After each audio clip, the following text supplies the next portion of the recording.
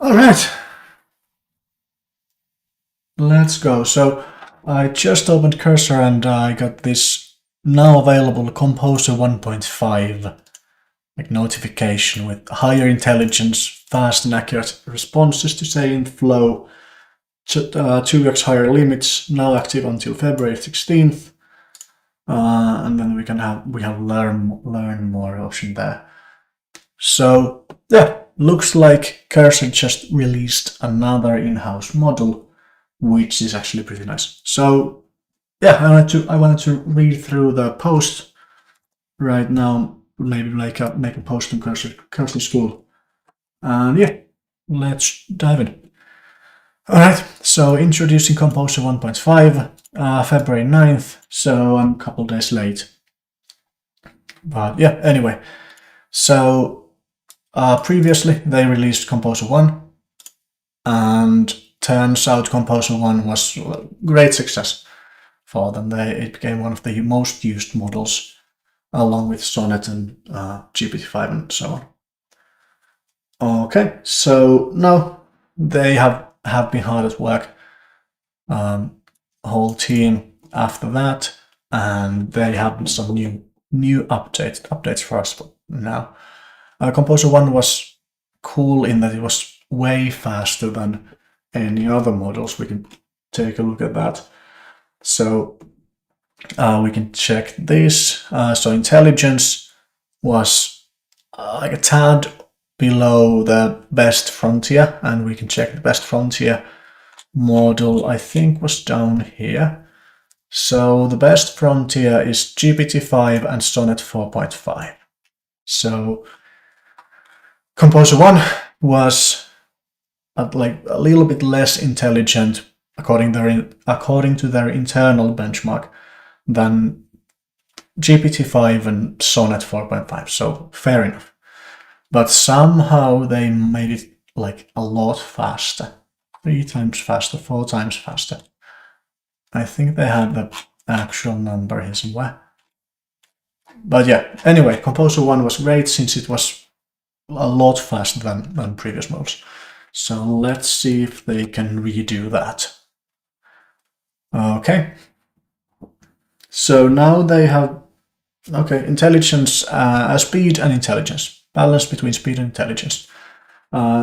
They built Composer 1 by, there's speculation on how they built this. They haven't really discussed that.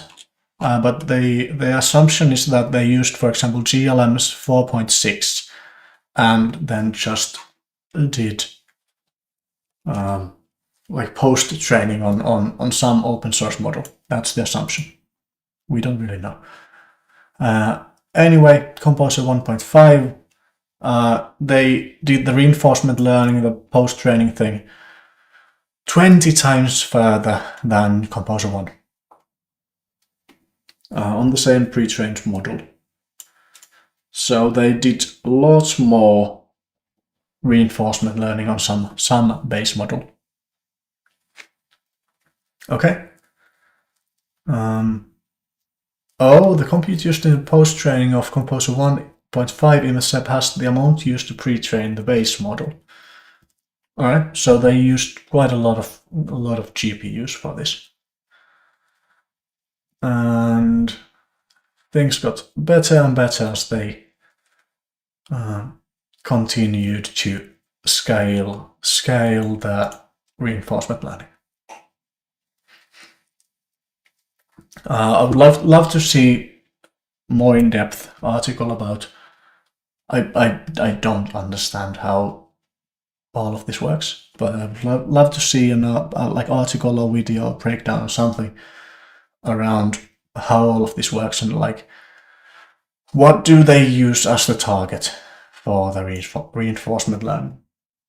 Anyway, they have internal benchmark, and Composer 1.5 quickly went past Composer 1 and continues to climb in performance. And improvements are most significant and challenging tasks. Okay, and then here we have score on Cursor Bench, and Composer 1 here is like 48, 49, something like that. At around, let's say, this level of post-training or reinforcement learning. Okay, and then they just kept on scaling it, and they got to roughly 60. So that's like, I mean, the y-axis is cut, and we don't know if this is linear, but they got from 48, 49, 50 maybe to, or is this line actually? Is this line actually Composer 1? So that might be Composer 1. So maybe 53, something like that, 52, 53. Versus Composer 1.5 now at around 60. Okay, Composer 1 is around 50. Composer 1.5 is around 60. Okay, anyway. It's a thinking model. As far as I know, Composer 1 was also a thinking model, so no changes there.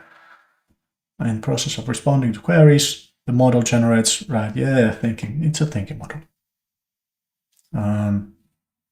So it can scale the thinking.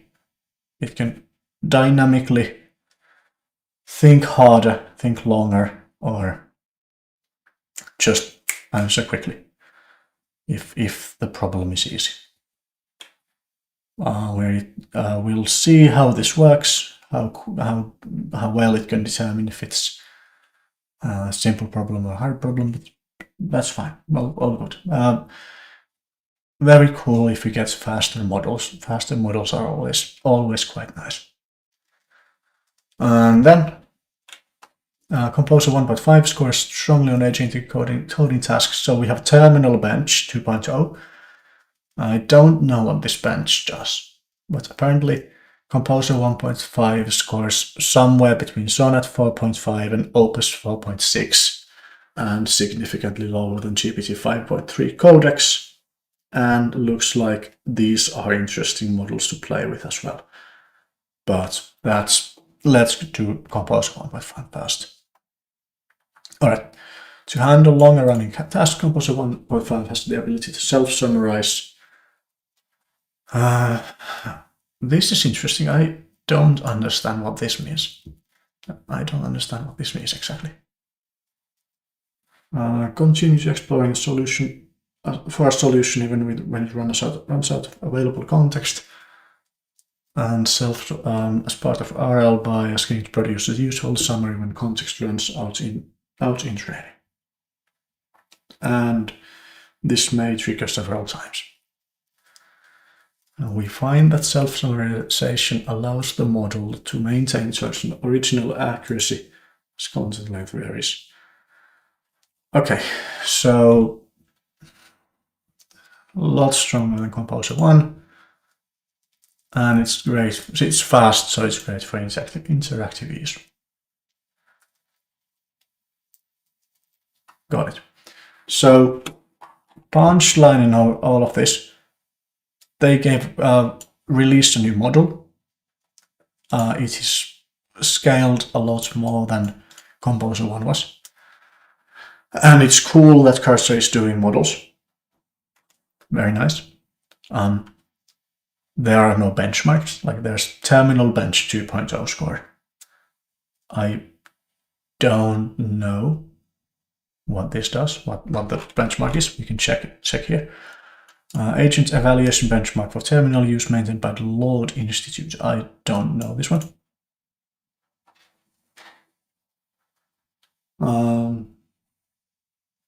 Cursor score was computed using the official Harbor evaluation framework.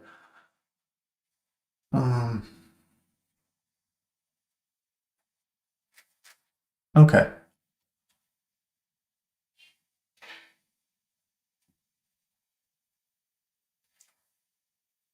Yeah, so on the Terminal Bench, they are somewhere around Sonnet and Opus. So fair enough. And that's it for benchmarks. So we have no idea how, can't really compare it. against other models. They say it's intelligent, but like we don't know. We don't know context lengths at least right now. Maybe Cursor in a moment. Anyway, next we can check out pricing. And actually, yeah, here default context. Yeah, okay. So it's 200K. So it's 200K. So matches Opus and 4.15 Sonnet Flash Pro. Okay, so 200K is just that like Cursor default. Cursor just limits to 200K. And then we can check the pricing. And pricing, let's sort by input for example. And this is where it gets interesting, a little hairy. So Composer 1 was priced at 125 and then cached, and then $10 for output. But this was the important number. And the punchline was that it was priced exactly like GPT-5 5.1. So it was GPT-5 price. That's nice. Okay.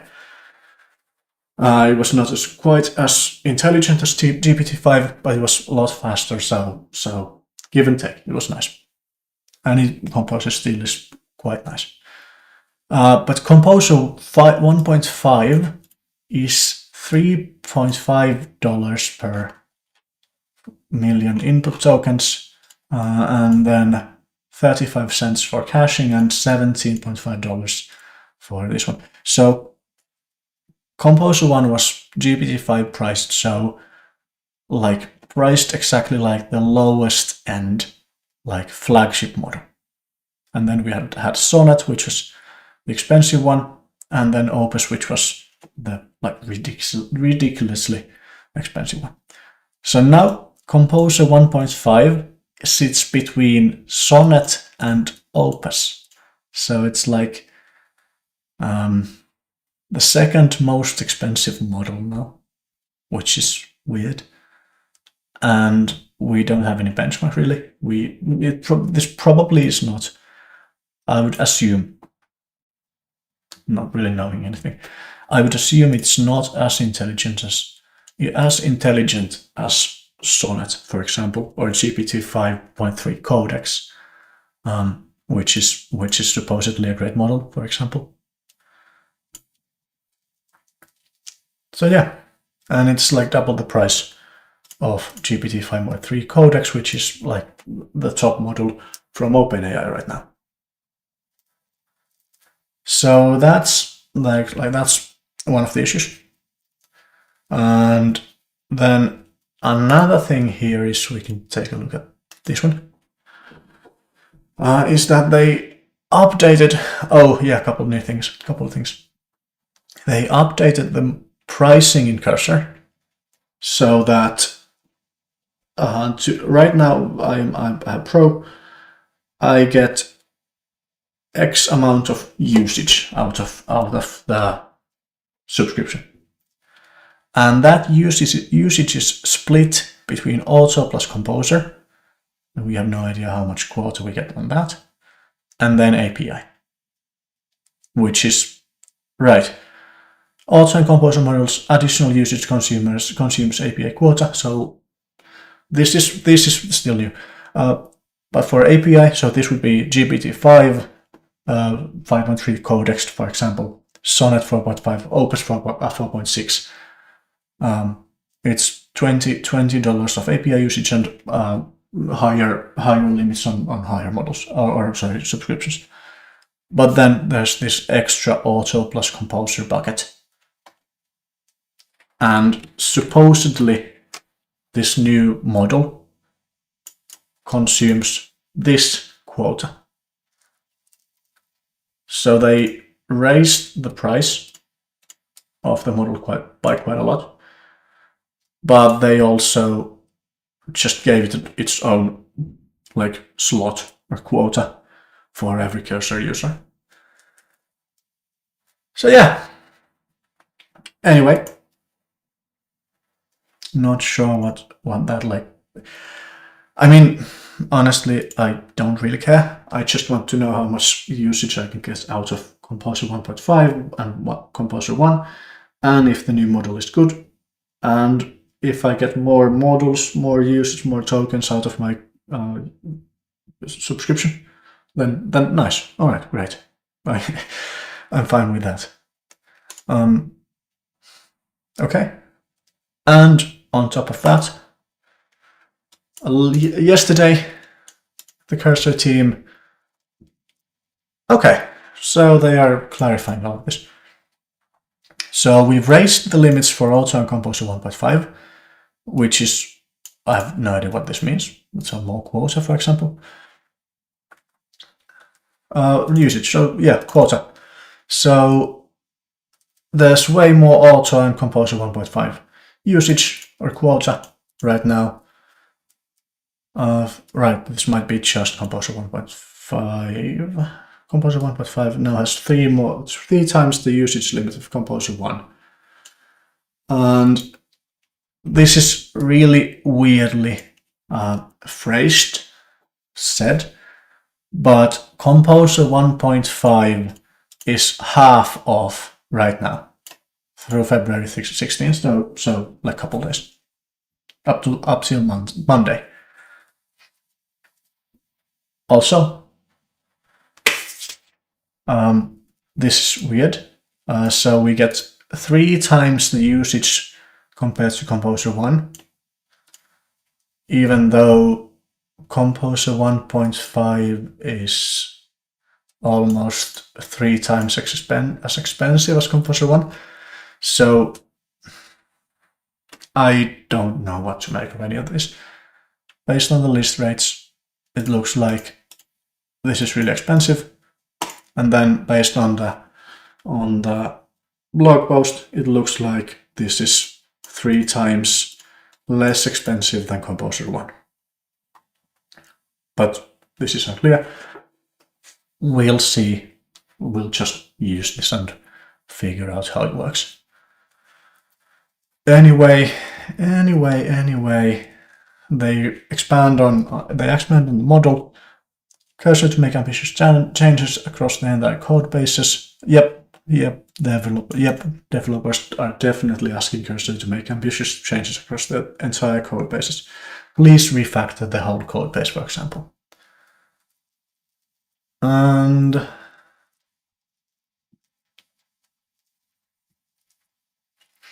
some are comfortable paying for the newest models, while others are looking for the right balance between speed, intelligence, and affordability. By introducing 2 usage pools and increasing limits for Auto plus Composer, we are supporting both approaches. Interesting, so they are kind of targeting 2 different paths or users. I just want things to work, so you just use Auto and Composer, and then you just use this pool. All good. And then if you want to use GPT-5 and so on, then you use the API pool. That's fine. Interesting. I would assume that this means that we have a lot more people using Cursor who are just building and like don't care about GPT-5.3 codex or Opus 4.6 or all the like fancy models. I just want to build. So it's Cursor is, I suppose this means that Cursor is moving a little bit away from being that like this enthusiast product, I suppose. Where everyone knows all the models all the time and so on. All right. Training our own model like Composer 1.5 allows us to include significantly more usage in a sustainable way. So I would assume that if they like control the inference, they can actually give us more usage, which is very nice. I have no idea what the pricing on this page means, but I suppose we can just ignore this. with the new change. All right, we expect to continue finding ways to offer increasingly intelligent, cost-effective models alongside the latest frontier models. To further improve usage visibility, we've added a new page in the editor where you can monitor your limits with 2 different usage pools. Okay, so this one. All right, so now is a great time to try out Composer 1.5. It's 50% off, and there's a lot more usage for it. This is, I don't know what this means, but okay, we get to use cool models. That's fine. That's fine. All right, try out Composer 1.5, and you both usage pools reset to like according to the monthly usage cycle. All right, so I suppose let's try out the model.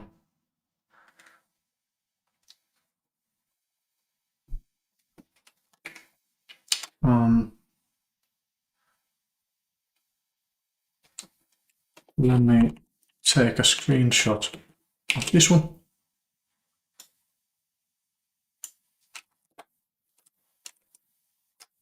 And create a new post in Cursor School.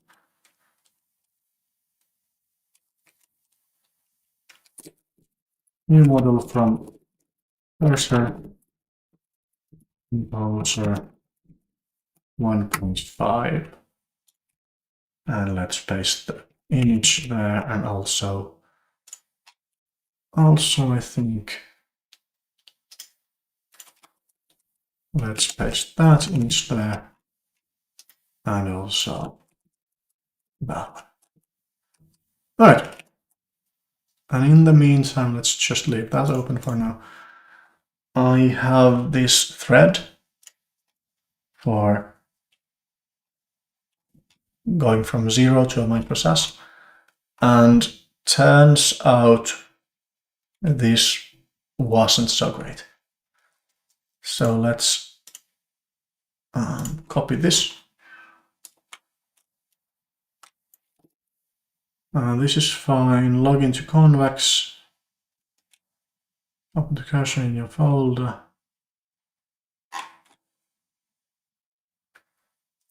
So I tried this out, and I had problems with this one. So we just need to basically delete this. MPX Convex dev, yep. Let's just delete this. And then,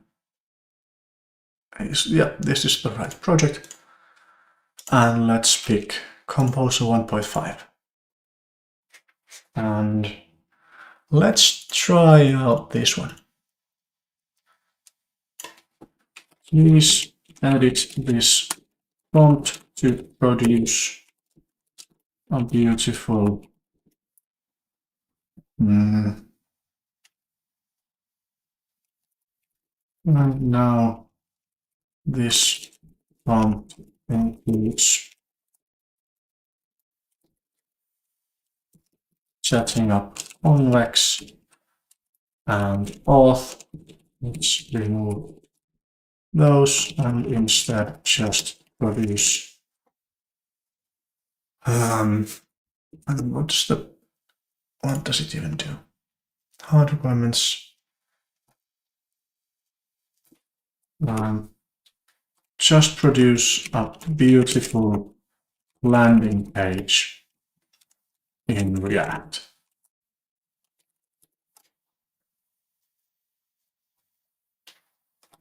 Okay, yeah, looking that.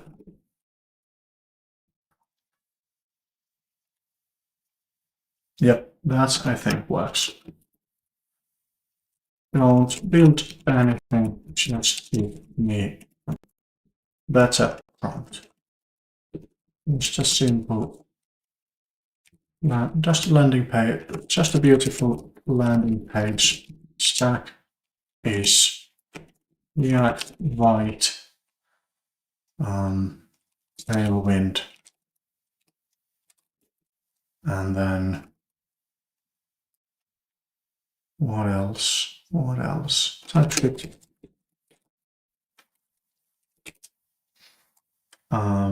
Lint format build automatically create repositories. Just already.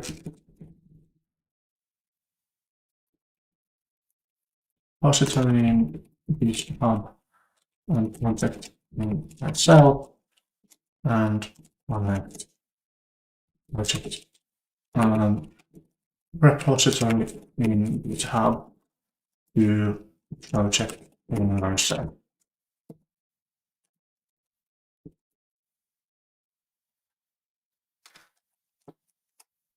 All right.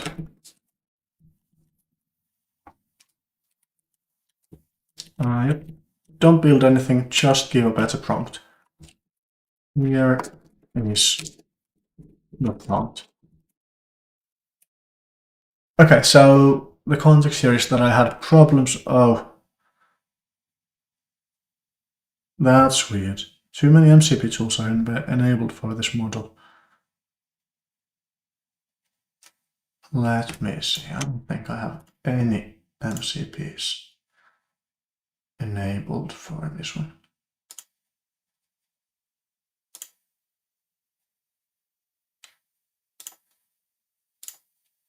Also, yeah, okay.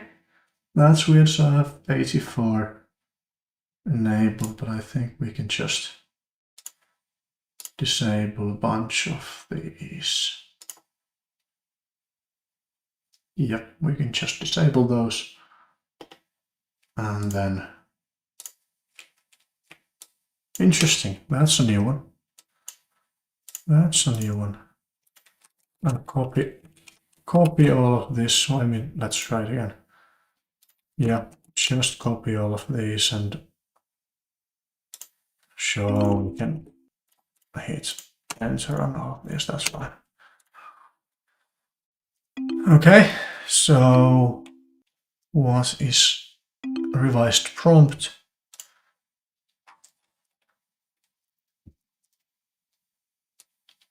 Let's take a look at all of these. Here's a revised prompt. Okay. Which one looks the best?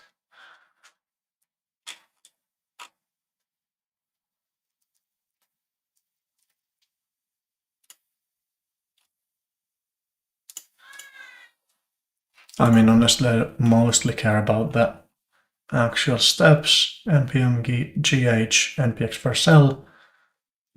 That's fine. I mean, it's pretty much the same thing everywhere. Where is the actual goal? Ship deployable React landing page hosted on Vercel. App scaffold, this one. New white React TypeScript project. Build a single polished landing page, one hero section, no auth, but DB or backend. Ensure the page looks professional and distinctive. I don't like this one, but I can just remove that. Avoid. All right, that's fine. What about here? Build a single polished landing page. Yep, that's yep. Okay, so maybe those in the prompt, or is that in the cursor built-in prompt somewhere? Okay, actually, I think I like this one the best.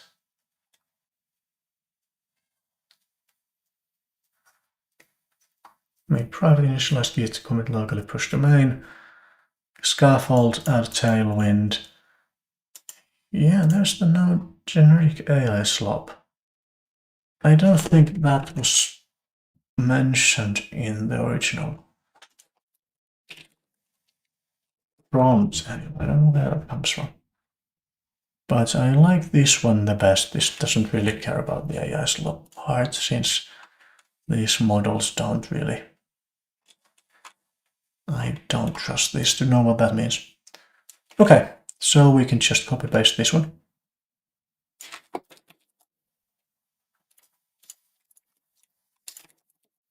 And yep, that's fine.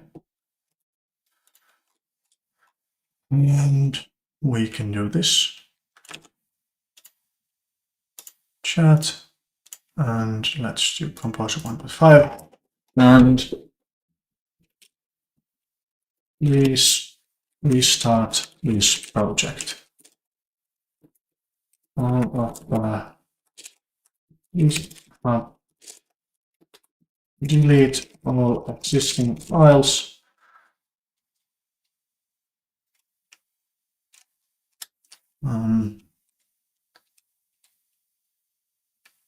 Recreate the project. Going to please start from scratch, exactly, I think. These instructions. Note instructions mention creating repository on GitHub and project on Vercel and linking those. However, repository, those are already done. We can skip those steps.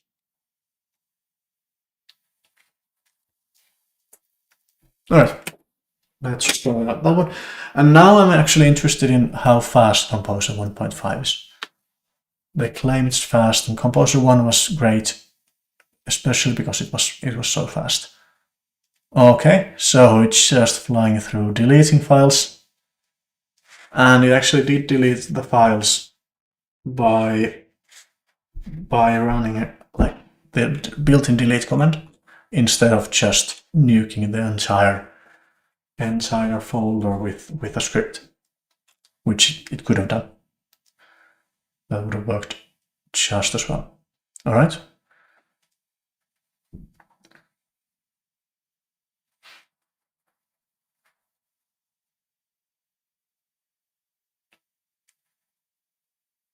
Yep, and it looks like it's, yeah, I mean npm install is slow, but the model itself looks to be pretty fast,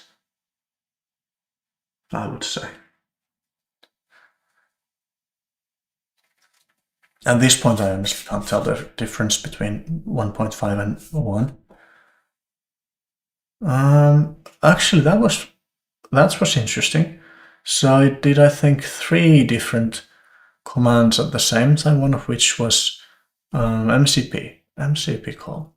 So it read the byte config and read index.css and also resolved library ID for context 7, which is nice.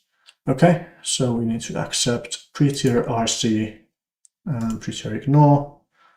That's fine.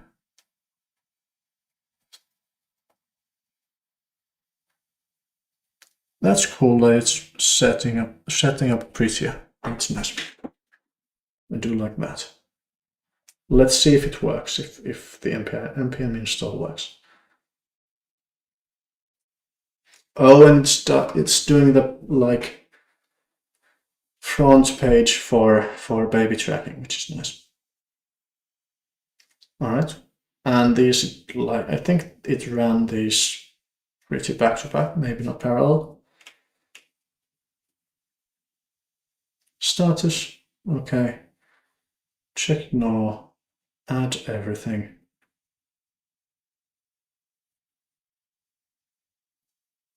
Bunch of changes. Okay, so thus far seems to work quite well, and I think it's quite responsive. Now I think it should check the projects.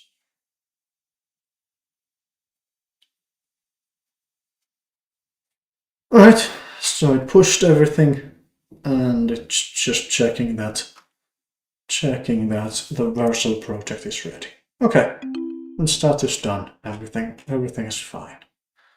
This is one these are with RAM. And we can check that one. See what's in there.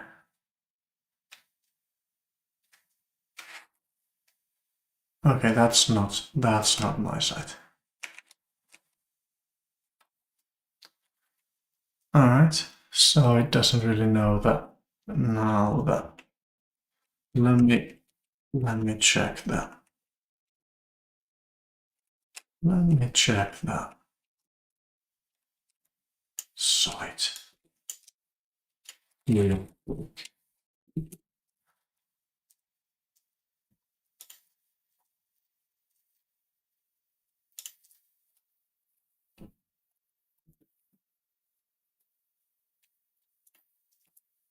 All right, and this is what it looks like. Yeah, yeah, this looks fine. It's just immediately. All right, yeah, this works. The prompt works, and the model works.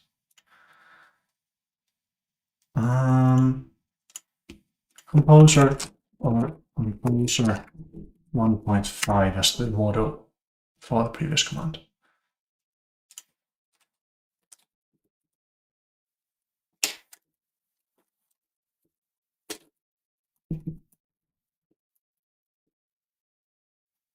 All right, and then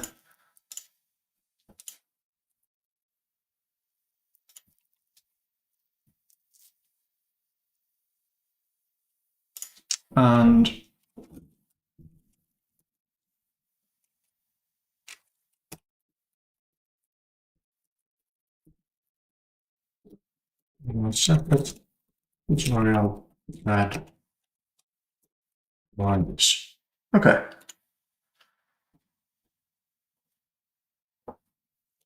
All right. And we did like 5,000 changes there. All right, all right.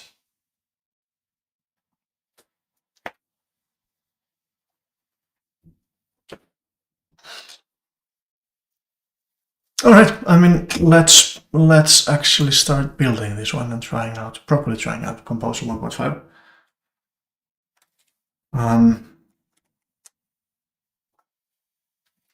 So the next step is actually setting up converts.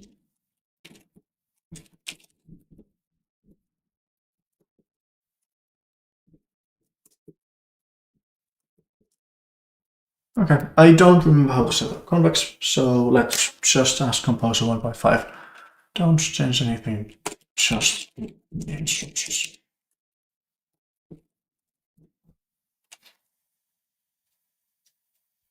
Yeah, let's try with that.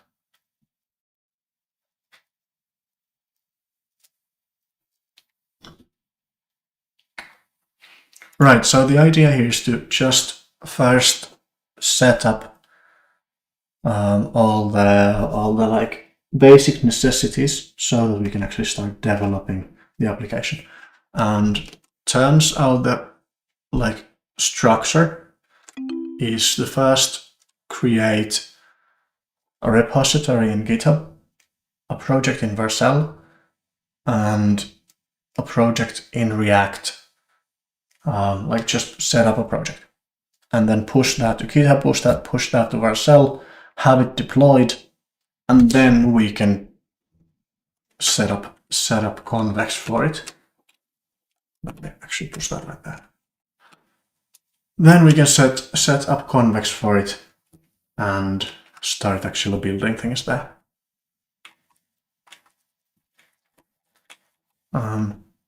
So what we need to do is npm install convex. And this is, I think, the crucial part that we need to do. Everything else, Cursor can just do it, but this is something we need to do. Just running npx convex in a file.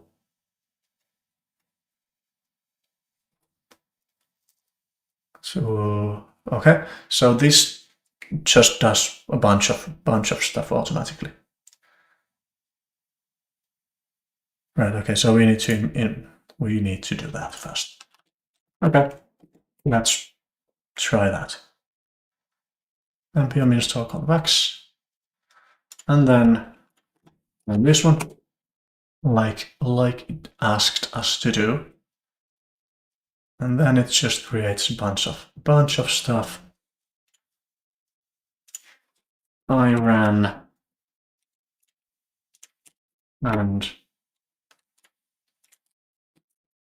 can you please set up everything else?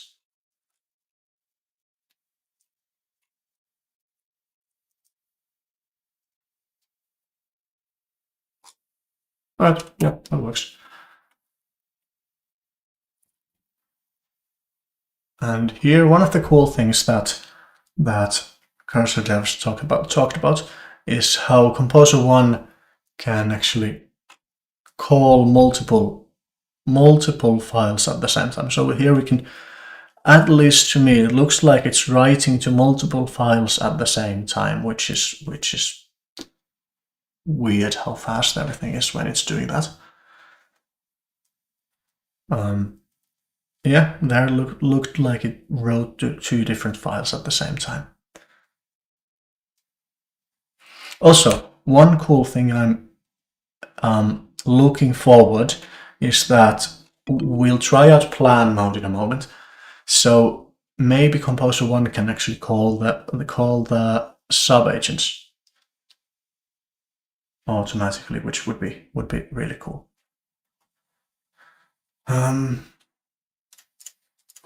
Also push everything to one max of dev and prod. Let me know if I need to run something, or a lot of typos today.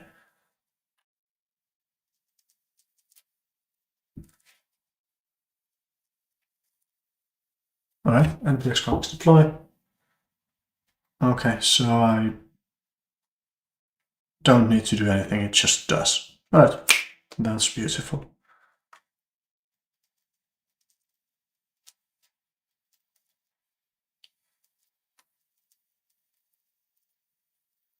Oh, it just hangs.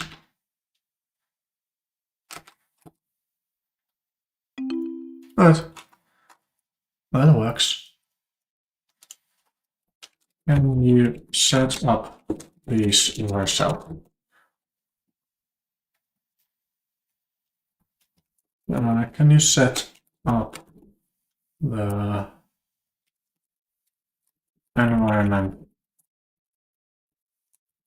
variables in yourself? Actually, can you set up the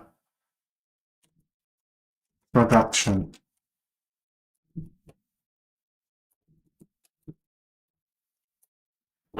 Let's try that one. I'm not sure if it knows that we have a like Vercel CLI working. Okay, it just figured it out. npx Vercel.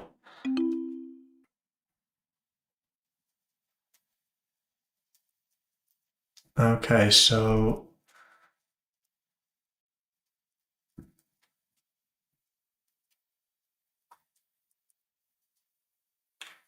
okay, so it just asks us to do that ourselves. So let's take a look at how that works. Dismiss.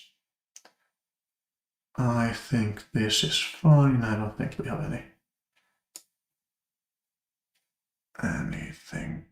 particularly problematic here. So we can make it a little bit smaller.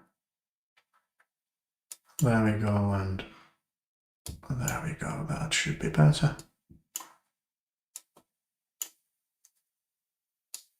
Okay, so the instructions are either with CLI or we can just do it manually. So go to Settings, Environment Variables. So we have the project already selected here, and we can go to Settings somewhere. There we go. And from there, we can go to Environment Variables. And here we have white convex URL 3 times already. Let's check Curious Bulldog. And we want that to be Calm Flamingo instead of Curious Bulldog, since this is production. Right. And that should be fine. And then we need to redeploy. There we go. And now it deploys it. And we can wait for a moment.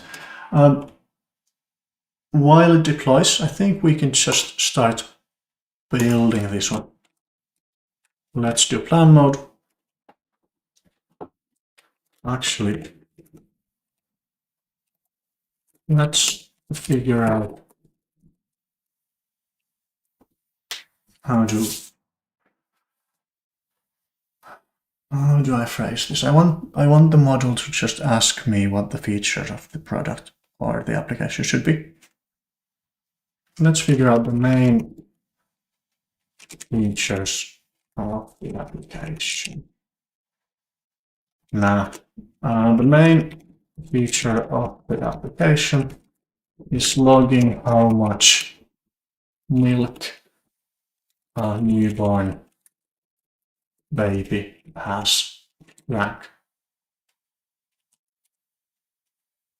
Let's do plan mode.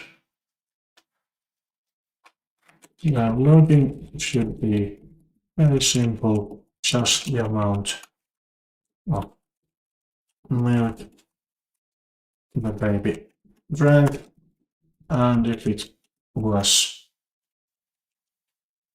how do you say it?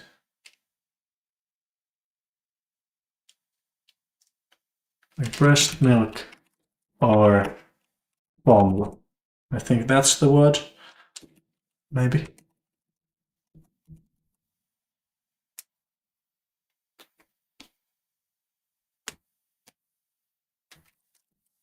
Create a plan for setting up everything required to do this.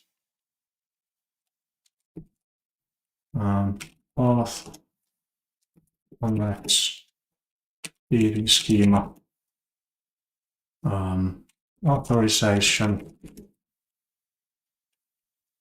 I18N.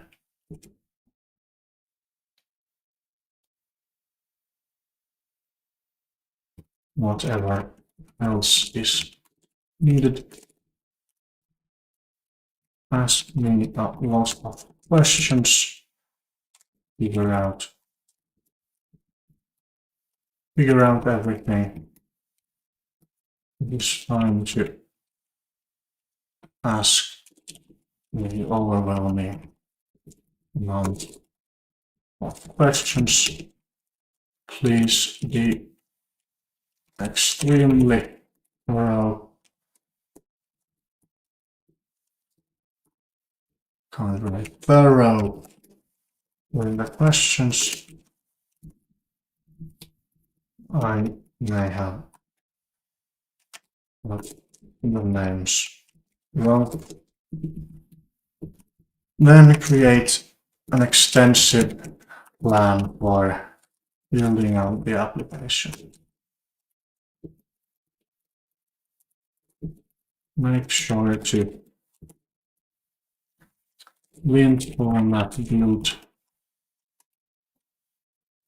Make sure to make commits along. Make sure to include a note about making commits along the way. Also, at the end,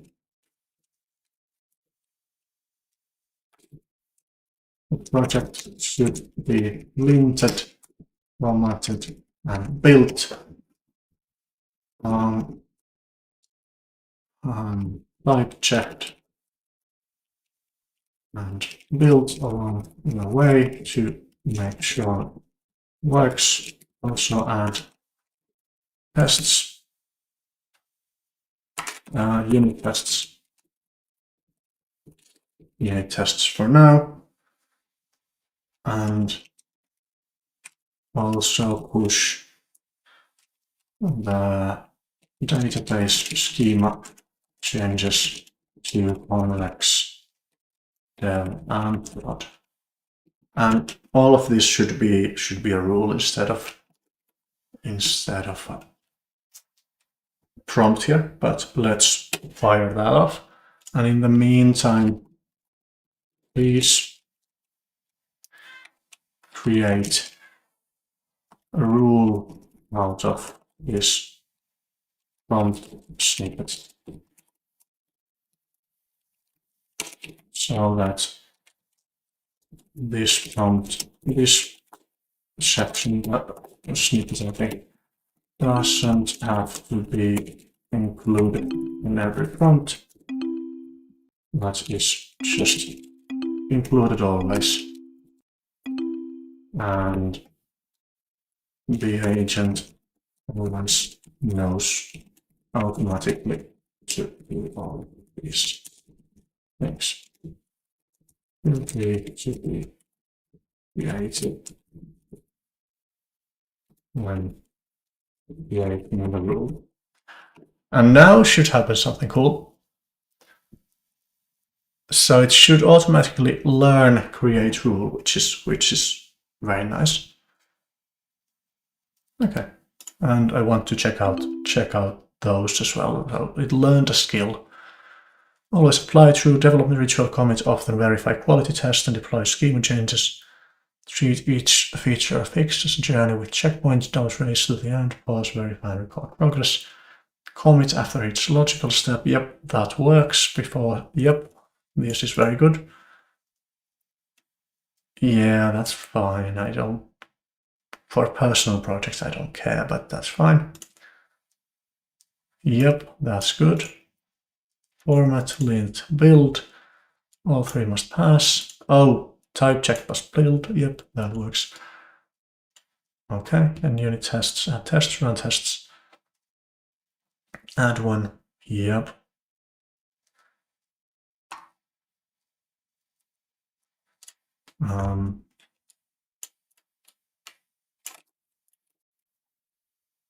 Let's do keep. May need could be possibly same thing. Possibly also same for that. Right, and in the meantime, is this primarily for me mobile or desktop? Mobile first, definitely. Should it work as a PWA? Let's do maybe later. Let's do more single baby only for now, I think. Yeah, let's keep things simple. Right, so now it's thinking a little bit. And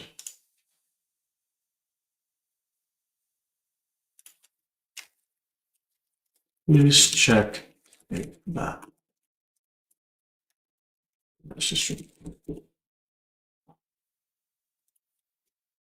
logging milk should users be able to backdate entries. For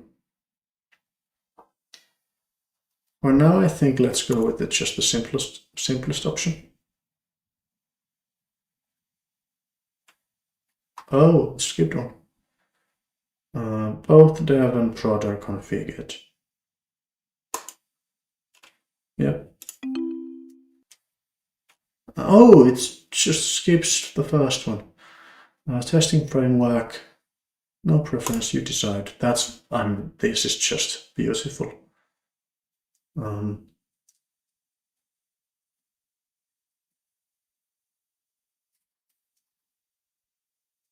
React components, React testing library, utility functions and helpers, both components and utils, also convex functions.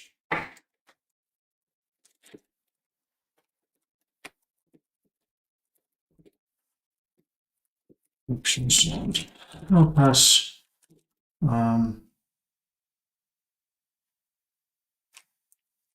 And also convex functions.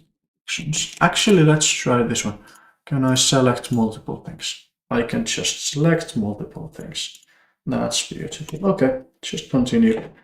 And let's always scroll back a little bit. Schema already has diapers and sleep. What should we do with them? Remove focus only on milk logging for now. There's a marketing landing page.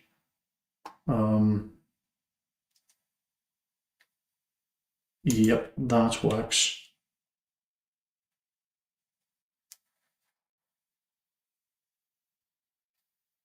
Do you need client-side routing, multiple pages?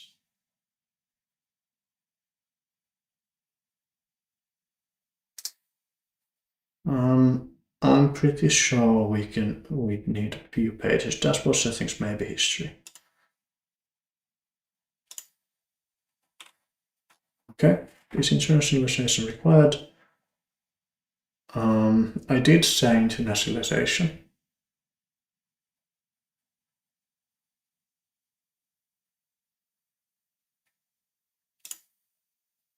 I like these ones. Maybe I'd add others later on, but for now I just want these ones. Okay, schema has breast, bottle, and formula. Set breast milk formula.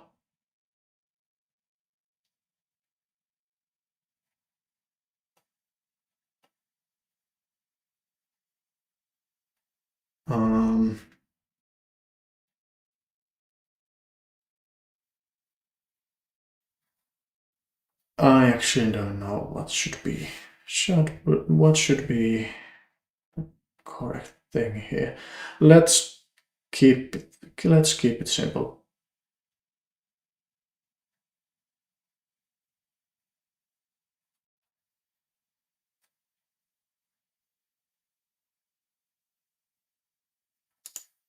Let's just keep it simple.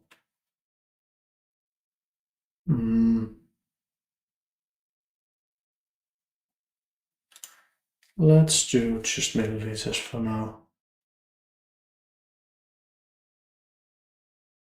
What the hell? Let's let the user decide.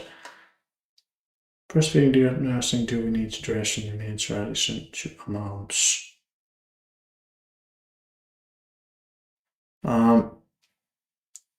For now, I think let's do the simplest one. For this one, let's actually talk about this a little bit. So we have Gall's law, John Gall. I don't know how to pronounce the name, but a complex system that works is invariably found to have evolved from a simple system that worked. A complex system designed from scratch never works and cannot be patched up to make it work. You have to start over with a working simple system.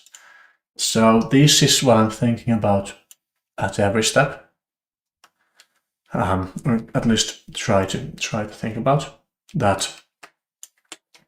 Just have a simple application working first, and then make it big one. First, just make it work fast. Okay, which authentication? And convex auth, which is the simplest one. Email and password is fine. Oh no, we can add others later. Will multiple family members, caregivers need to be access to the same baby data? Let's keep it simple. No, single user, only one parent. I mean, yes, but we can add sharing later is the correct answer. Also, it is really asking a lot of questions exactly as I requested, which is very nice. Okay, now it's creating a plan for us. Very nice. Yes, Convex CLI supports, Convex deploy supports, yes. Does not support, yes. It will error with option unknown. Alright, so push to dev is just dev, and push to prod is yes. This is very good, very good rule, which I think I should actually make available and share. Yep, that works. That's a good rule. Thank you. Okay, and next we can actually take a look at all of this. And I don't think it used Composer 1.5 used any sub-agents, but maybe this is not really. Maybe this is not really okay, like relevant. The project is pretty new, so maybe it wasn't really that relevant. Mermaid data flow. Anyway, we have quite a detailed plan for you. Phase 1 project foundation, schema cleanup and refactor, authentication, convex auth UI components. All right. We are still missing things here. We are missing things on the front end side. So this is a lot of focus on database and authentication and backend. Having some sort of guidelines for themes and such would be good, but that really should have been during the previous step. No, we just go with this. React Router DOM, app layout, header with nav. Yep, that works. User and baby setup, user flow. After sign up, sign in, redirect to app, add your baby. And this may have been a mistake.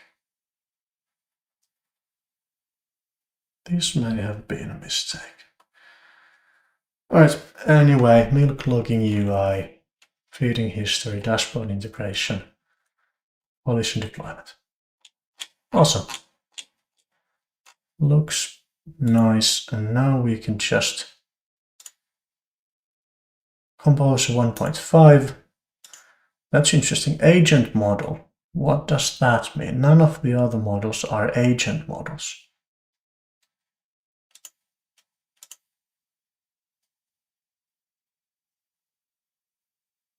What is the difference between Composer 1.5 agent model and Composer 1.5? Well, I want to try the agent model. All right, let's see how it goes.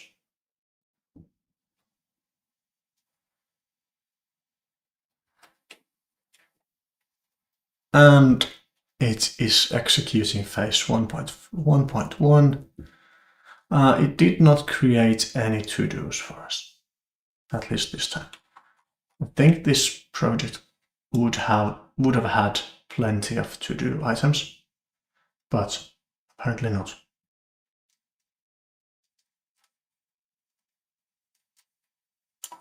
All right, there we go. How fast is Composer 1.5?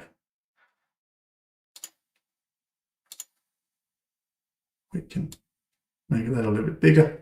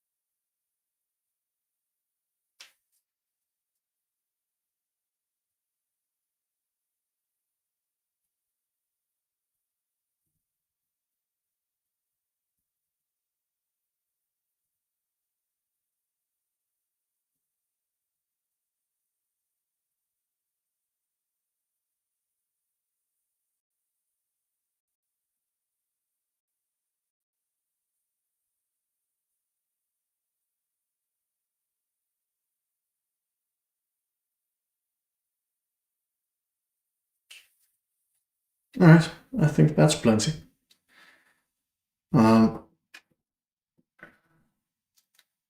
Yeah, looks to me like it is fast.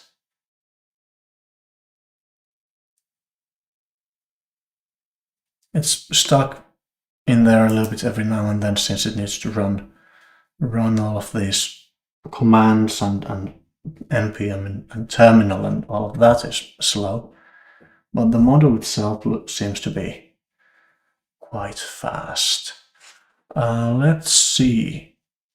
Okay, one of the cool things that I think we get to see here is that right now we've used 82,000 K of the token context. So my guess is that we will run out of context, and we get to try out this like summary thing here. It'll just summarize automatically all of that context.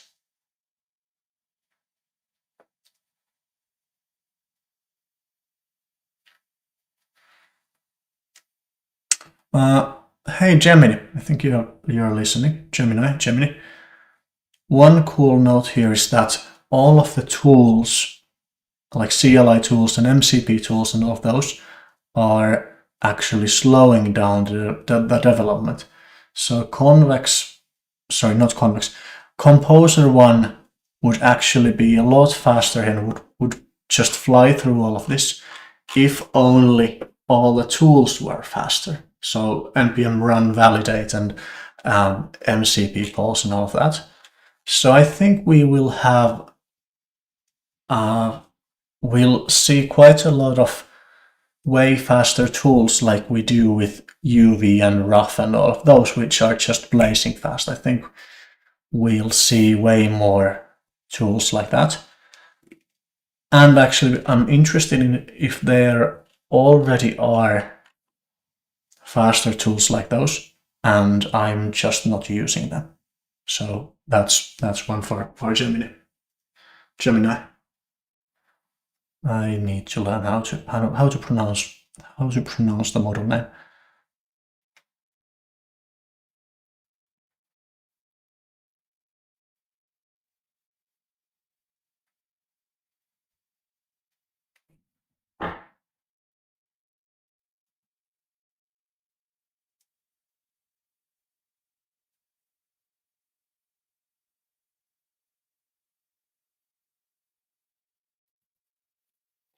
And yep, it just keeps on building, and we are over 100k tokens right now.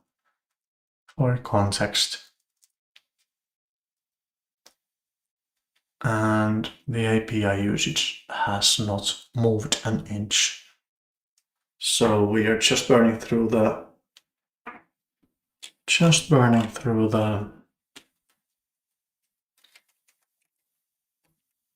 let me actually take a look. Close that.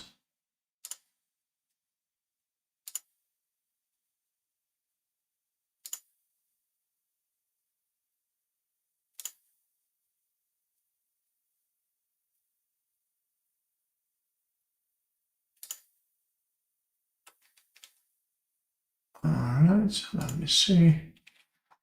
Okay, so far all of this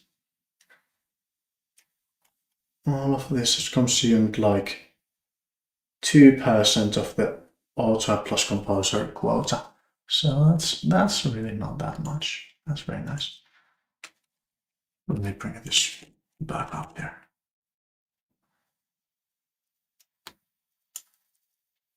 Yep, and it's just flying. It's just deploying things to Convex. And if I'm not completely mistaken, we probably have a bunch of deployments here. 13 seconds ago, production builds. From 3 days ago to sell production traffic.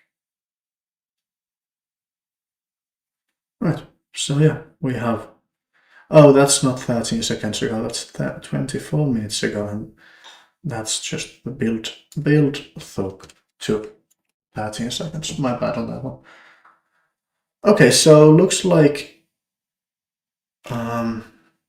Composer 1.5 has not pushed anything yet.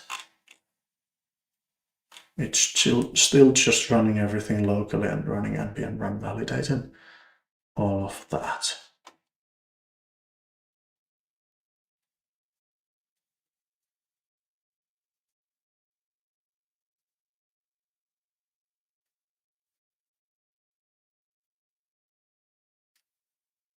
Looking at the context, we are doing 126.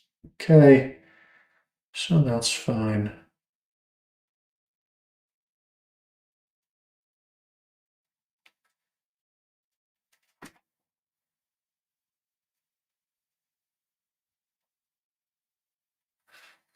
I generally don't like this, like quite a bit of big build. It's doing like 6 or 7 or how many phases it was doing. Can we even check that plan anymore? Maybe not.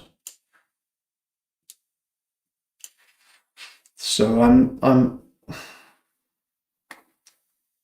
half expecting everything to just fail and nothing to work. But at the end of the day, all of this is it's just quite a lot of boilerplate, so it might work. It just might work. And that's one of the like cool things that I don't know. I don't really know anymore how far off we are from these models just one-shotting all of these like different cool applications. I during the planning phase I intentionally selected like the simplest options, since I still don't trust the models to actually one-shot all of these complex applications. So I try to err on the safer side, since the other option is that it just builds a bunch of nonsense that nothing works, and then fixing everything is honestly easier to just delete everything and rebuild than try to fix anything.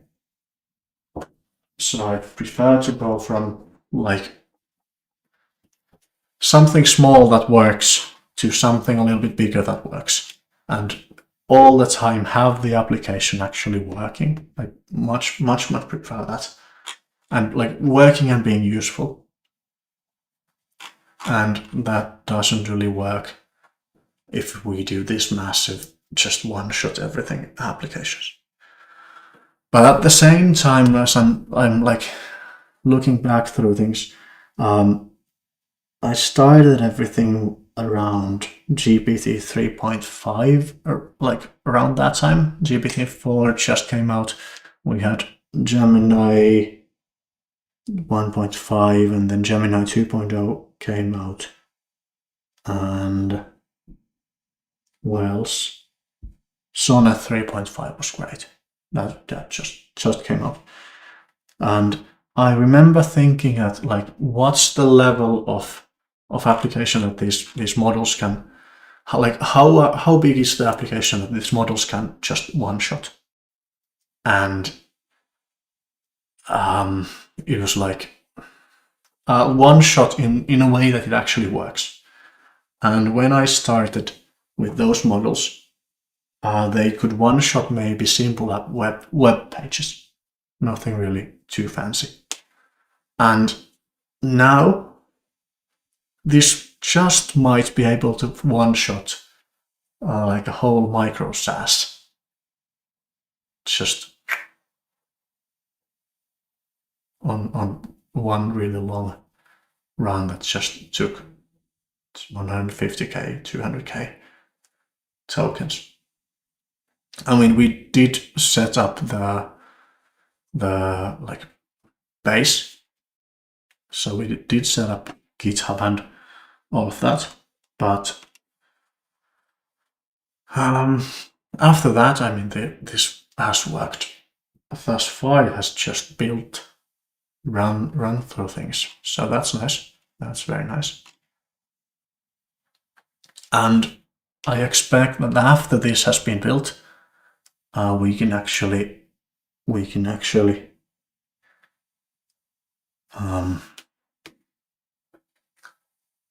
like right now this is just setting up a bunch of boilerplate. A lot of some other stuff, but a lot of it is just boilerplate, setting up testing suites and authorization, logging in, authentication, all of that fun stuff. Also, one note is that we need to and should check on authorization, that people who should not have access to people shouldn't have access to other people's data, basically. So that's something we should check. Anyway, what the hell was I? What was I talking about? Yeah, I mean, this seems to be one-shotting it. Maybe. And once it has everything working, it builds, and we can say that yes, this works, everything is functional. Then we can actually start to build it, not just set up the base. Actually start a little bit using it, build all that, like build some new features, maybe get some users, beta users, alpha users, get some people to try it, and then go from there. So if this can just one shot everything for like a simple, at least a simple application, just go from 0 to working app that I can just share a link to others and have some alpha users, beta users, have some people using the application. That would be just absolutely beautiful.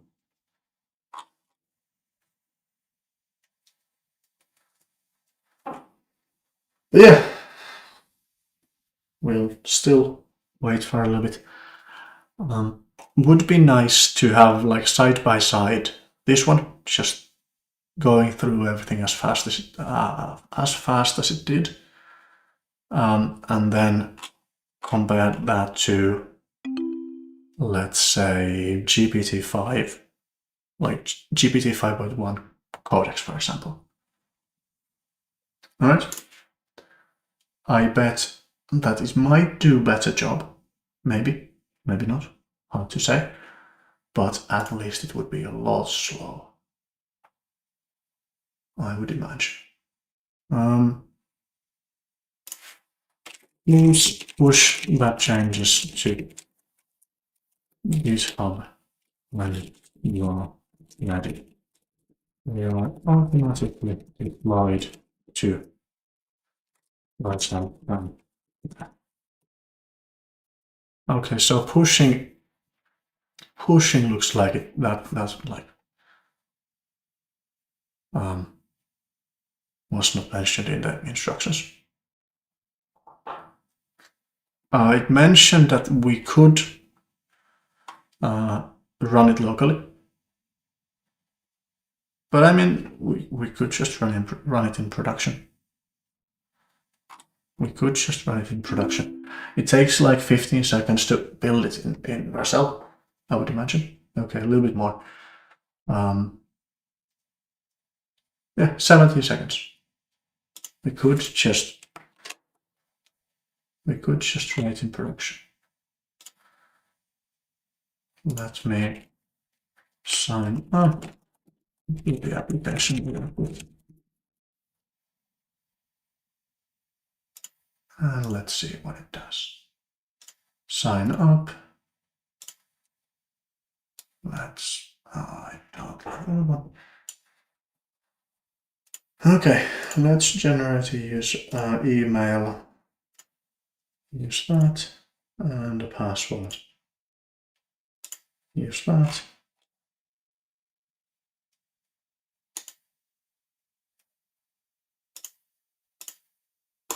And sign up. Could not sign up. Did you mean sign in?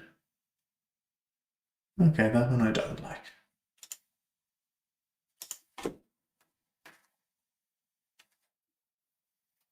All right.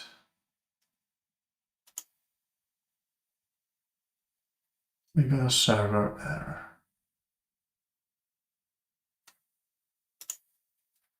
Let me try it out. Okay, we got that running. Let's try that one. So we can just go mode and baby tracking and npm install, npm rundown, and then we can go localhost, and it's 51517. Alright, and this is what it's looking like, and sign up. And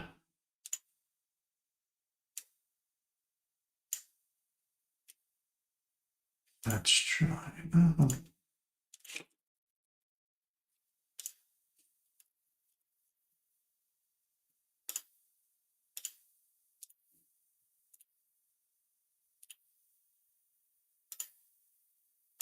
Alright, sign up.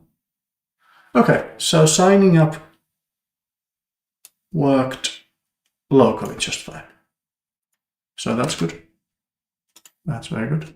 Test, add amount 100 log. Two nearest valid values are 91 and 101.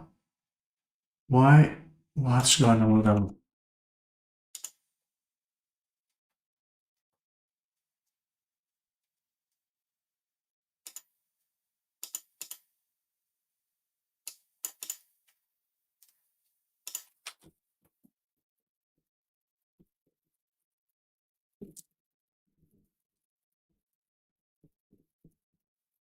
I should really just do a new chat. So I want to try out the summarization. Actually, let's duplicate chat from this point.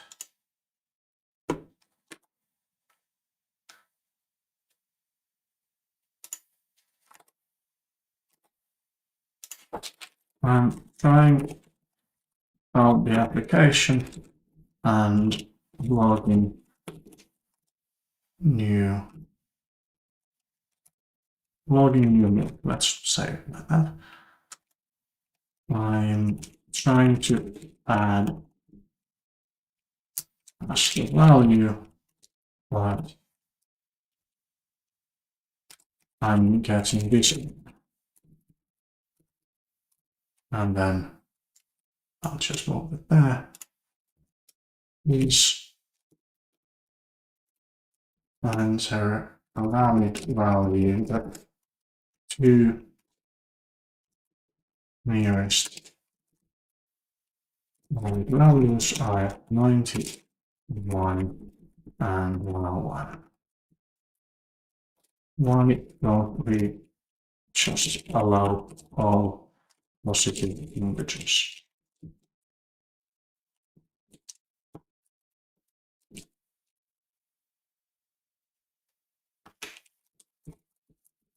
Above 0. Why don't we just allow all positive integers above 0?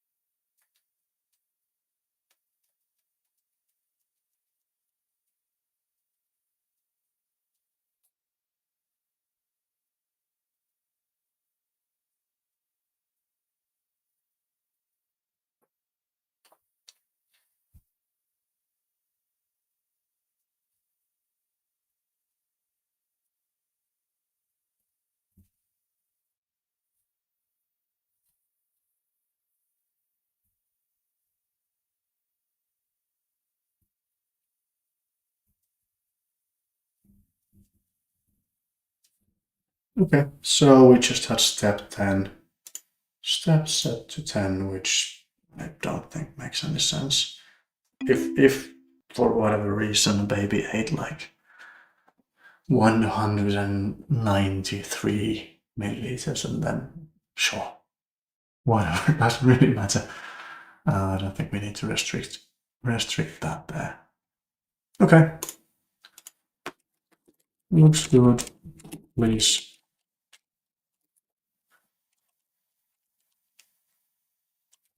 And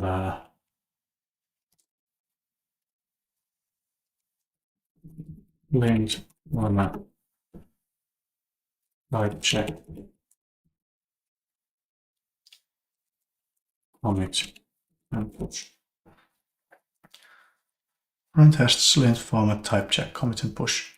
Am I forgetting something?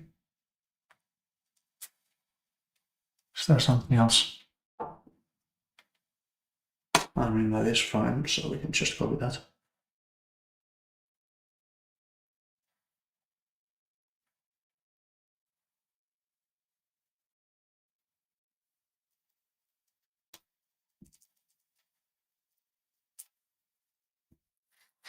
Alright, so I'm trying to push it to go over the 200k context. I would like to see it actually just like scroll down, summarize all of this. Oh, it just runs the whole thing. It just runs the whole thing. That's nice.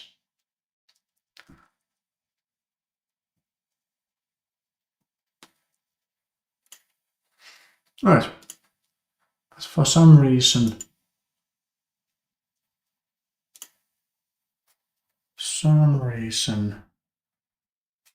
things don't work. Am I just using a wrong? The production didn't work for some reason, but maybe I was reusing the wrong. Could not sign in. Did you? I couldn't sign up. Did you mean sign in? Well, I did not, since neither of those were. I can actually just show that. Alright, so we are in production, and no, this does not work, and we get errors with that. So I think we can start chatting about that as well. Right. Next, the project works locally just fine. It does not in production. Signing up or signing in doesn't work. Alright, good. UI.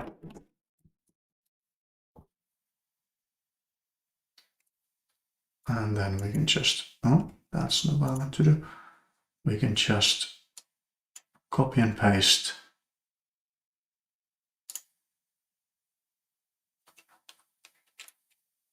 all of that error and get it back. Now some that means we can just paste that in, and we'll see how it goes. We'll see how it goes. Does it figure out what's wrong here? I mean, it's likely just something stupid I have not done or I have done. Like we might have wrong value in the settings or something like that.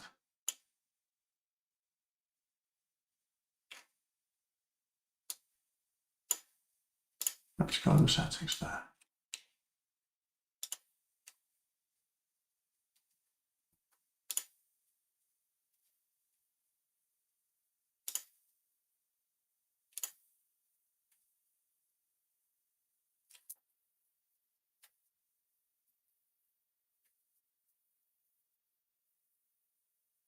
We have some problems with the JWT tokens. I do remember that one. I don't know how. I don't remember how I fixed it actually. This was that I just had not run some command. I think that's it. I think that's it. I just had not run some command on production, which was the problem. I'm running. Yep, it's just it's to run some commands and then push some environment variables to Vercel. That's most likely it. I think I actually have. I think I have something on that in Cursor School as well. Initialize convex auth. Yep. I need to run this one to actually have it working. Or have this one, have Cursor run it for me.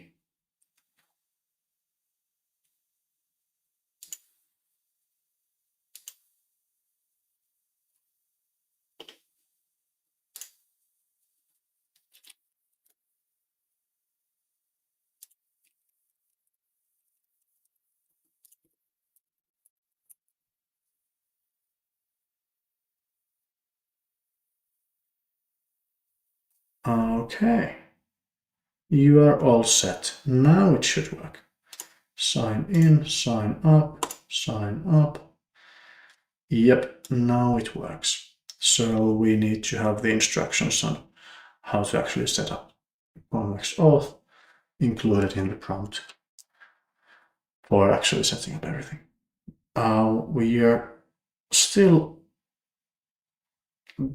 We still don't have the context, but I think we can ask for it to just run down everything we did here,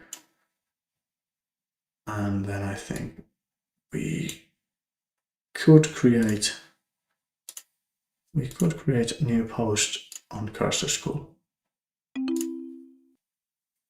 we have that one going on still. Let's do general discussion. Set up on Explorer Linux application, and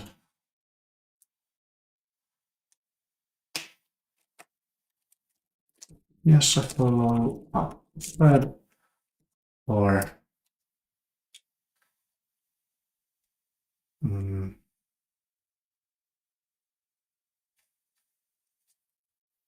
0 to micro SAS post on how to set up on Explorer the React code.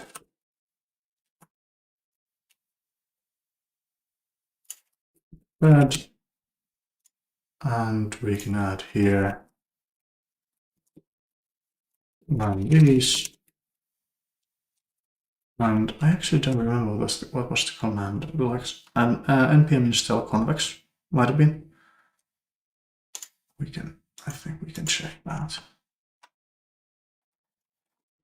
Actually, I'll check that one just.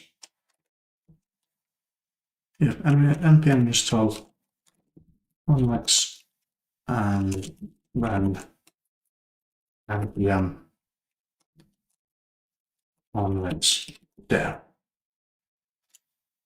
All right. Well, agent.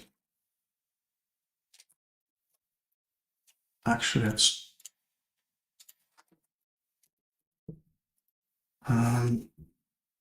set up initialize convex for your project. I think that's it. And then 2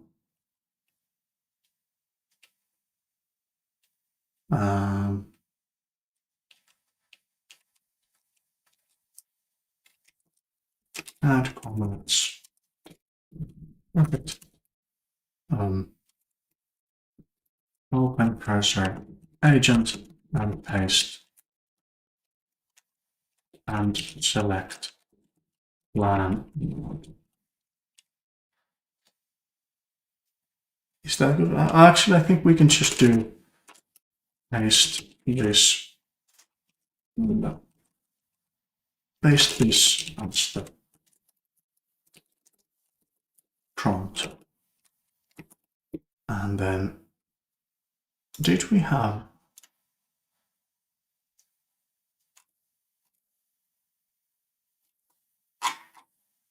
I think this is where we actually built everything. Optional recommended.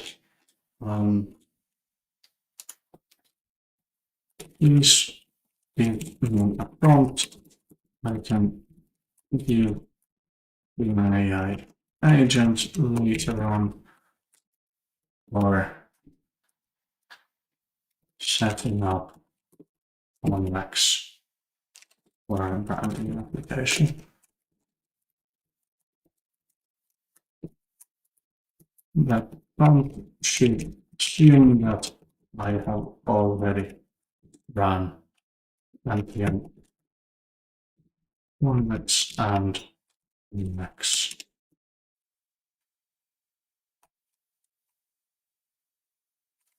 Is it really npm Convex dev or npx Convex dev? That's what I thought. And npx Convex dev. Change the prompt. No need to build.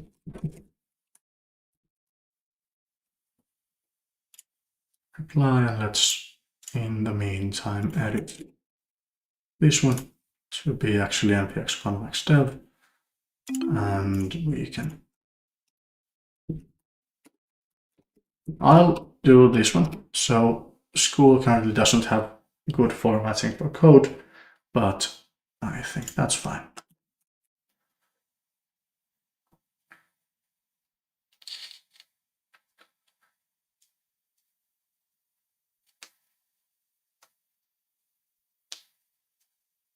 Okay, that works.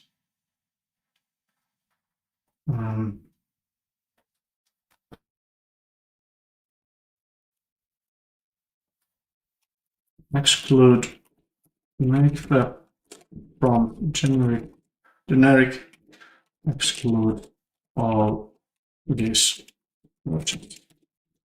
specific things such as babies, TSR feelings. That's yes. Also,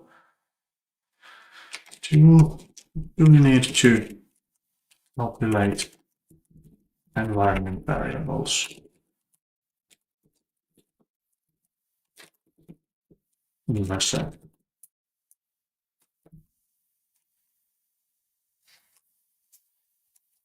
Okay, in the meantime, how are we doing here?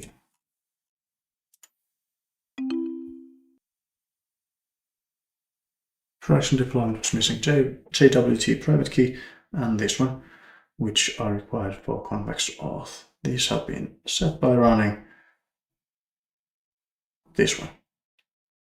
Sign up and sign in should now work. If your app is deployed at a different URL, for example that one, or custom domain, update site URL for the production deployment. So this is good to remember. npx convex set site URL to be this one.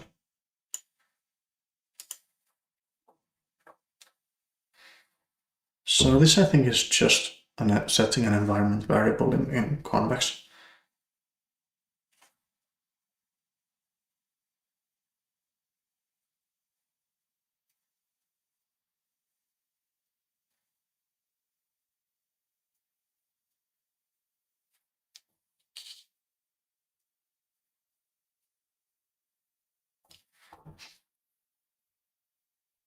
All right.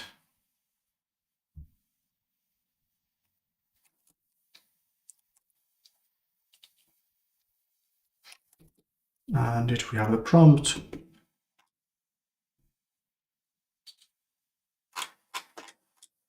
Did we have the prompt here?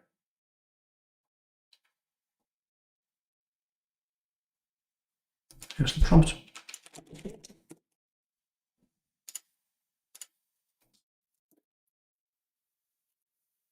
That's fine, and then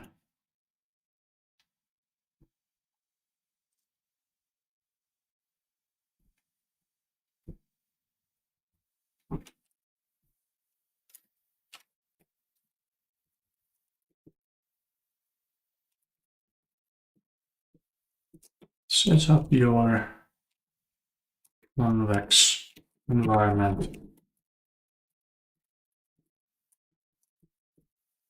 in cell.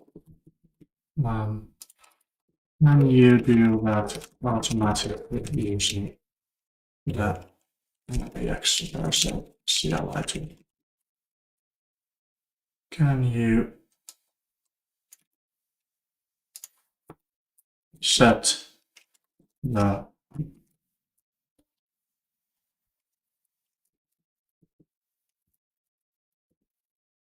if you're just going to give me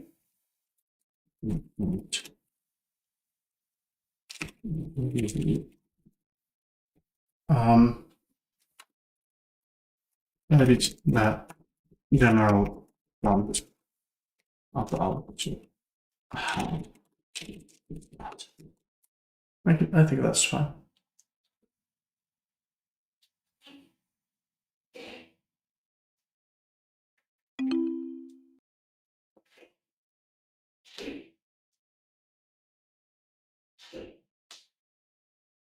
Oh, is that?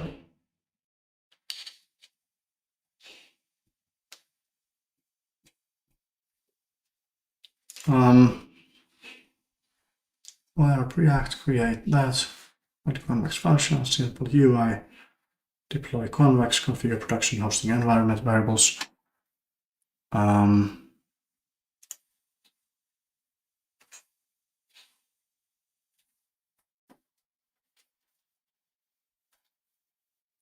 What does npx vercel link?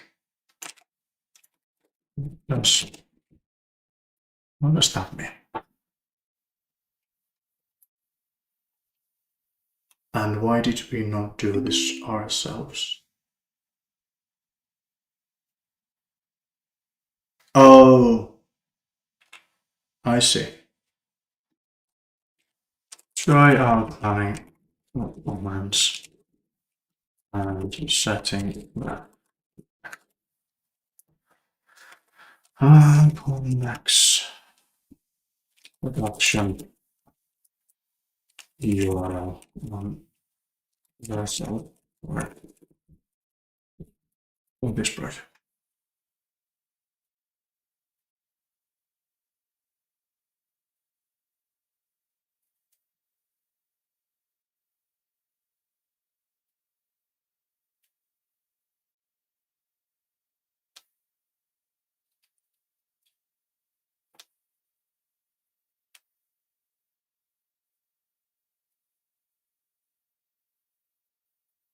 Okay, and I think that works.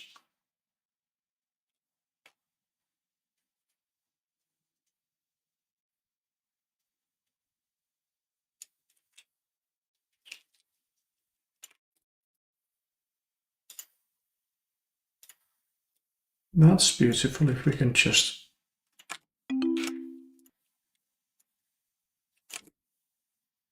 do that and then cancel this one. And then ideally this would just work. Ideally that just works for setting up convex. And then the next steps are actually building up the application.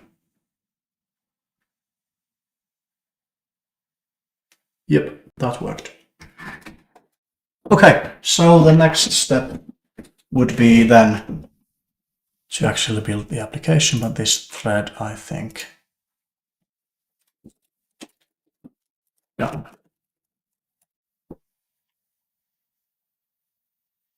React, now your React app is working. and this has one the next step is to actually build the functionality of the application.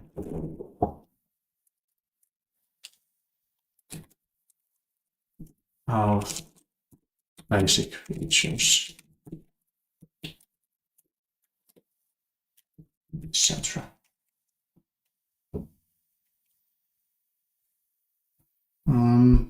Yeah, let's go with that. There was an error. That works. Okay. I'll stop the stream right about there. Actually, I want to write a post about I want to finish this post. But before we do that, let's actually just try out this one. Your babies test, and let's do that one. Add 100, and let's add another 100, and another 100, and another 100, and let's see what the dashboard looks like. Does this work at all? History works, settings. I mean, there aren't much settings there. Okay, history.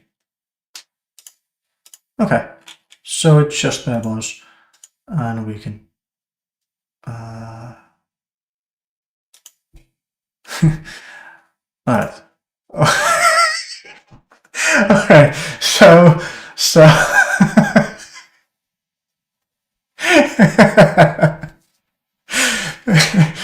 the punchline is that do not trust the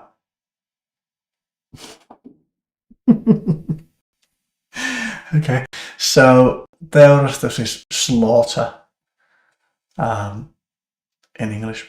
So the translation is just so much off. It doesn't even make sense. I have no idea how the model, like, how did you even come up with Teurastus? That makes no sense. All right, so I'm assuming that the Swedish also makes no sense. Maybe it does, maybe it doesn't. Right, let's keep it in English. But yeah, this works, and it's one shot, like a bare bones application. And it probably could have something more, but I mean, this is fine. This is fine. Right. But yeah, I think that's about it for the stream today. I actually, never mind. I want to create the post about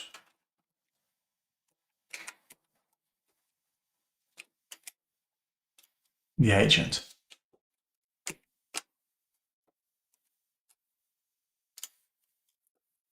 Let's see. Just I mean, we can just copy paste that.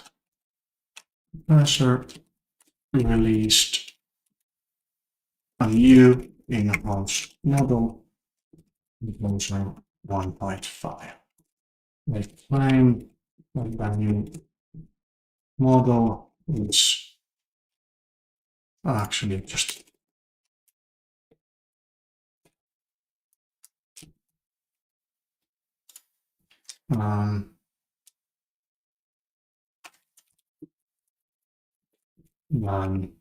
version 1.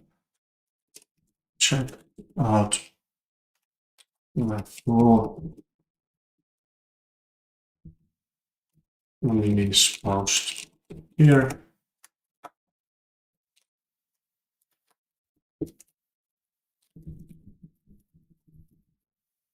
Okay.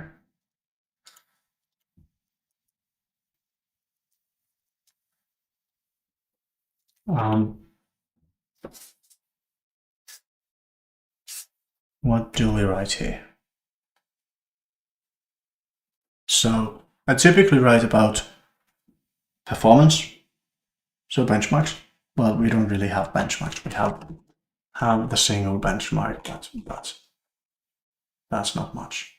This one. We have the pricing, but the pricing described on this page makes no sense. And compared to, like, the pricing on this page against the pricing on this page makes no sense. So right now I'll just do this one.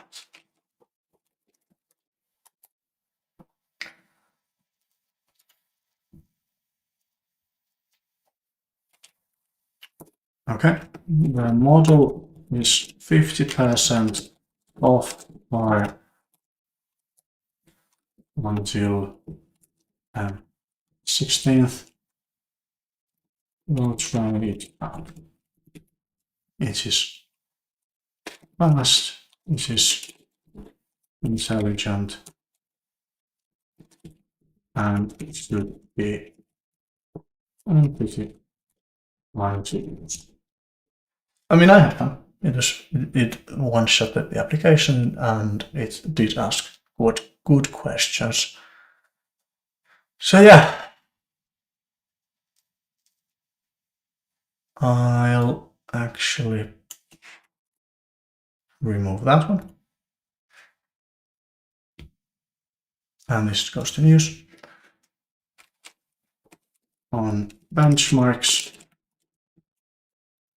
let's only actually didn't share benchmarks.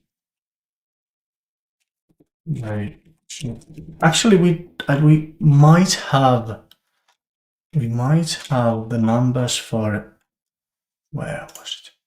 We might have the numbers for cursor bench scores for other models like GPT-5 and such.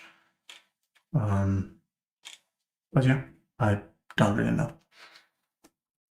On benchmarks, Cursor didn't really share benchmarks, so we can't really compare the new model against other models like GPT-5, or Sonnet, or others. They shared terminal bench,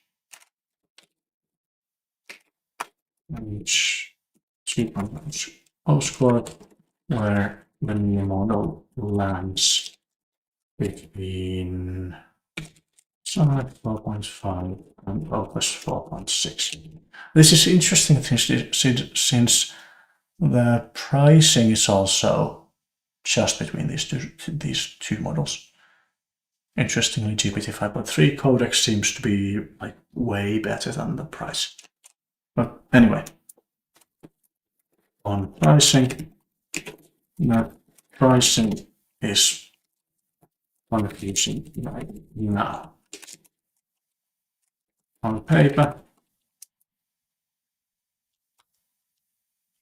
on the paper and on the pricing page, it says that the price is more than Sonnet 4.5. But then, actually, let's link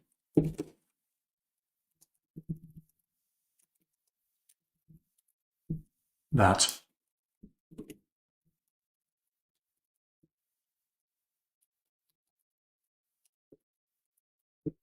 But then on another blog post, they claim that Evoser 1.5 is 3x cheaper than Evoser 1, plus has its own dedicated motor.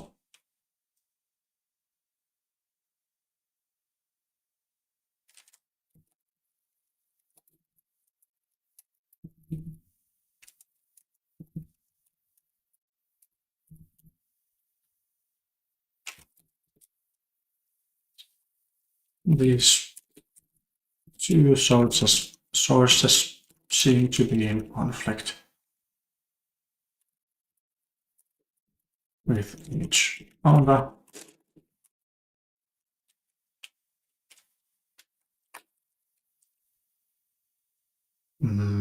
How do we price this? I don't know what the pricing actually is. Right now that I'll update because of school is I know how the pricing is. Alright, let's go with that one, and I think that's the stream for today. Alright, thank you for watching, and hop over to Cursor School to let me know what you think.